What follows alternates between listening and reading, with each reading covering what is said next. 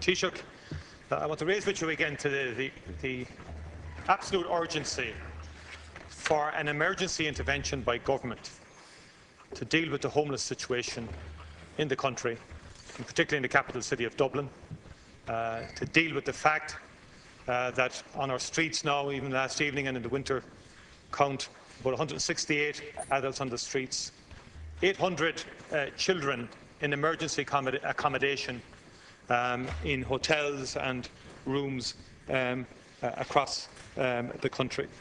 And of course, in the most recent days, the very sad death of Jonathan Curry, 10 feet from the steps of Dáil itself, illustrating in a very stark way the absolute sense of emergency and urgency around the homelessness issue right now in 2014.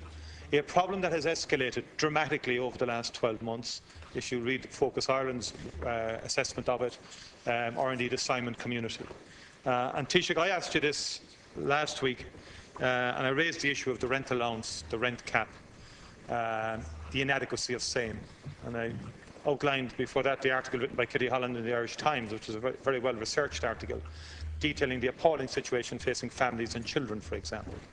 And you would have also read the article by the same author concerning Shane and Ciara Dwyer, which probably illustrates clearly the dilemma. A married couple who have been sleeping rough in their car for over 3 weeks prior to the article being written. Simply their rent had increased by 50%.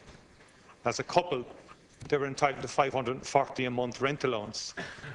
They were allowed to pay rent capped at $750 per month. Yet the estate agent said to them they had to sign a lease for $1,050. Result? They had to hand back the keys and go. Now that's just one illustration. And they live in West Tallaght. That's all over the country, Taoiseach. The TDs are meeting couples coming into them, or single parents coming into them, who are saying we can't rent above this cap. Thank you. That's why I'm in a dingy, damp location or accommodation, because I'm not allowed rent elsewhere at a different price threshold. And it's something, Taoiseach, that the government has not responded to. I mean, targets for 2018 and 2020 are meaningless to the children and to the families who are in genuine plight. So what I want to put to you is a simple question, Taoiseach. In the budget for 2015, Simon said they were extremely disappointed at your failure to address rent supplement levels in that budget. You still have a chance to do so. And Focus Ireland, Simon community, all of the various groups involved are saying, as an immediate, urgent intervention, changing the rent supplement framework, the rent caps, and increasing those would have a very significant impact in alleviating the pressures on families who are homeless and who are about to be made homeless as a result of your inaction. Thank you. Taoiseach. Thank Deputy Martin for raising the question of homelessness. It's not the first time it's been raised here.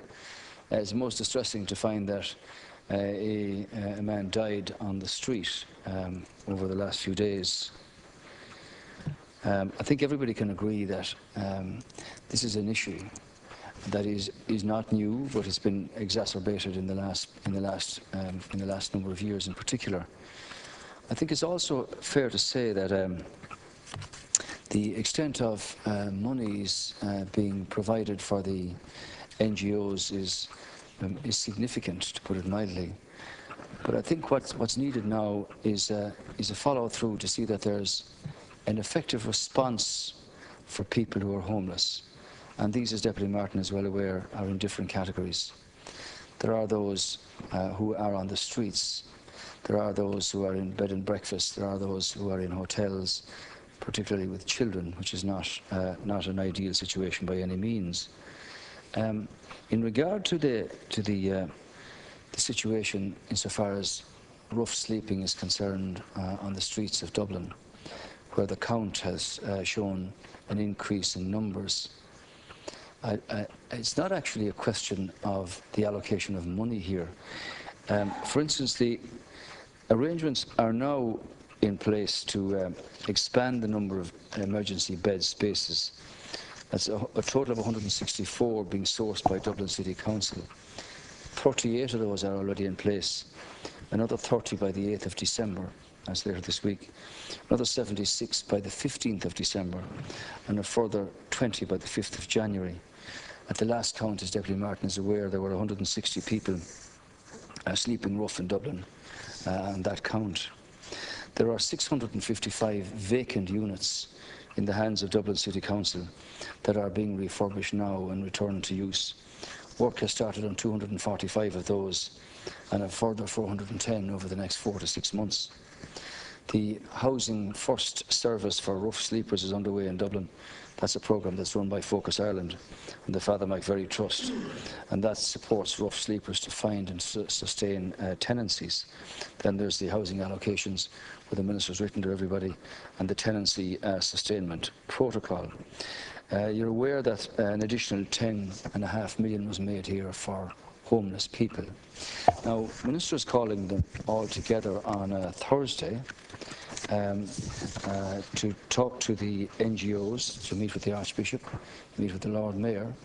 And this matter has been on the agenda for the Cabinet Subcommittee on Homelessness and Social Policy for the last number of weeks. That will be dealt with on next Monday. Thank you. So I would hope, Deputy Martin, that arising from the meeting that the Minister will hold with the Lord Mayor, with the Archbishop, with the chairpersons of the local authorities and the NGOs, that we could actually reflect here on what's the best impact, what's the best effect that you can consider the monies that are being spent here through the NGOs, that rough sleepers in the first place can be given a roof over their heads and a place to stay.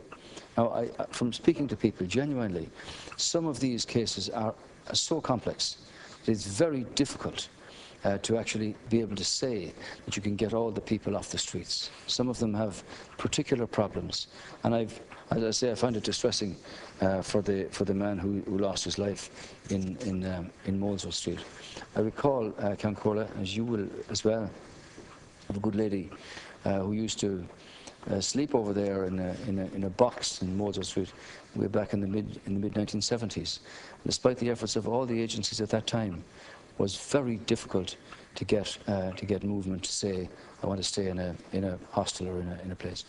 I genuinely believe here that the number of vacant rooms and vacant spaces, that if we can get everybody with the one objective here, that the numbers of rough sleepers in the city should be very, very limited, and they would be quite complex cases. Thank you. In respect of the other issues of homelessness for people who are in bed and breakfasts and in hotels, Ministers dealt with this at some considerable length, and clearly the allocation over the next number of years of 2.2 billion for social and affordable housing is the way to go.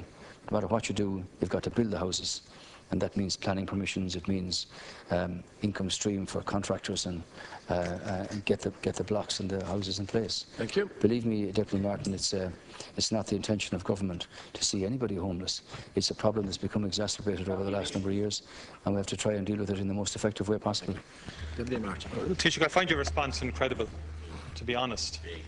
And I find it equally incredible that prior to launching a 3 billion strategy, it now appears that the Minister didn't meet with these groups, Focus Ireland, Simon Community, Father Micheál and others, on the specific issue of homelessness. I mean, that's a disgrace, Taoiseach. It doesn't have to take the death of someone close to Leinster House to necessitate such a meeting, or the Archbishop calling for such a summit, that the Minister then responds and has the summit.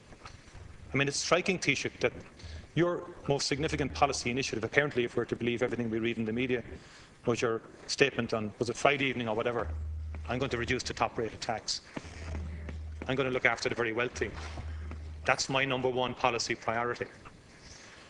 But 800 children in hotel rooms and apartments does not rank as a #1 priority, and people can nod their heads all they like, but that's the bottom line. Because, Taoiseach, if you had bothered to talk to the Simon community, they'd have told you what you could do immediately. And they say, we are extremely disappointed by the failure of government to address rent supplement levels in Budget 215. Quote, rent supplement levels must be increased across the country as a matter of urgency. They are too low when compared to market rents. This is causing, Taoiseach, are you listening? Minister Varadkar, would you listen? This is causing homelessness and preventing people from leaving homelessness. I'm not saying this. The people on the street at the frontier are saying this. What you did to rent supplement caused and accelerated the crisis in terms of families having to now put up an emergency accommodation in hotels, in rooms, in apartments, going out to the airport hotel to heat, and into the airport to heat themselves and so on like that. You took your eye off the ball on this. There was no urgency. There was no sense of emergency. Other things matter to you in terms of the politicking and the electoraling and all that kind of stuff. But this is a crisis that everybody wants to see resolved. And one simple, and you didn't actually address the question I asked you originally, Taoiseach, at all, in your response about the rent supplement. Please put your supplement. I want to put it forward one final time. I put it last week and the week before and got no response. Will you change the rent supplement levels? Will you change the rent cap levels? The market has changed dramatically. You simply have not responded to the marketplace, Taoiseach, and as a result, people are being left homeless. Thank you. Focus Ireland said this month of October, 45 families they had to deal with. Thank you. This time last year, there was 8 families. So it has dramatically got worse. And it's not the only solution I accept, but it would have an immediate impact. Change the rent supplement regime. Well, your own answer is somewhat incredible as well. You say that we are focusing here on the very wealthy. So do you think that somebody on 35, 45, 55, 65,000 is very wealthy? Do you not? Yes, you did. Yes, you did. Excuse me. Excuse me. You said that. You said you're focusing on. Please. You didn't say wealthy. You said very wealthy. A minute time. What do you think, Deputy Martin? I'm sorry. Sorry, would you please? Thank you. Mr. Noonan defined the middle income group between 32,800 up to 70,000. Now you consider those very wealthy. The structure of the tax code introduced by the government over the last number of years was not to increase income tax, but to adjust the tax system that would allow for the creation of jobs and investment in the economy, like the reduction in the VAT for the hospitality sector, or the abolition of the travel tax, or the home extension credit, which has created several thousand jobs to the benefit of everybody. So I don't accept your argument at all about focusing on the very wealthy. And you can leave here and go and talk to your own people down in Cork, somebody on 40,000 or 50,000, and ask them, do they consider themselves very wealthy? You left the country in a state where government had to deal with this. Thank you. Now, I want to say this to you. Sorry, we're way over time here. I'm also we're nearly 6 minutes over time. That you just leave the death of a man in a doorway as just an issue passing by. I'm saying to you, Deputy Martin, the position here is that this is not a question of money. It's a question of management effectively to have as many people off the streets as we can do so. And that's why the Minister has called the NGOs, the chairpersons of the local authorities, the Archbishop of Dublin and the Lord Mayor on this Thursday, I've pointed out to you, Taoiseach, I'll have to ask you to quote. I pointed out to you, 38 places already in place, 30 by the 8th of December, another 76. Sorry, would you please? Sorry, we're nearly 7 minutes. We're nearly 7 minutes over time in this. I'll answer you. I will answer it. You have, like every other thing, you have no policy position in place at all. 76 by the 15th of December and a further 20 by the 5th of January. Now the rent review, raising the rent limits may not be the solution that you put forward. It's quite likely to add to further rental inflation and impact on that, not alone in rent supplement recipients, but also on many of the lower income families and their children, and some of whom may be students. I say to you, the Department of Social Protection are reviewing the maximum rent limits, and the analysis shows that the impact of increasing limits will only yield a very marginal increase in available supply for rent supplement recipients. Thank you, and the only certainty of raising limits will increase costs disproportionately, with little or no other new housing involved here. The government, as you know, have put forward 2.2 billion for the bill. No, you Sorry, Taoiseach, you'll have to finish. I'm saying to you, Deputy Martin, that raising the rent supplement will only, on the analysis of the Department of Social Protection, increase very marginally the opportunity here. Thank you, and it will disproportionately. I want to call Deputy Adams. Thank you. Who might next become homeless. It's not the answer. The answer is houses, houses, houses, and that means builders and investment of money which government have put in place.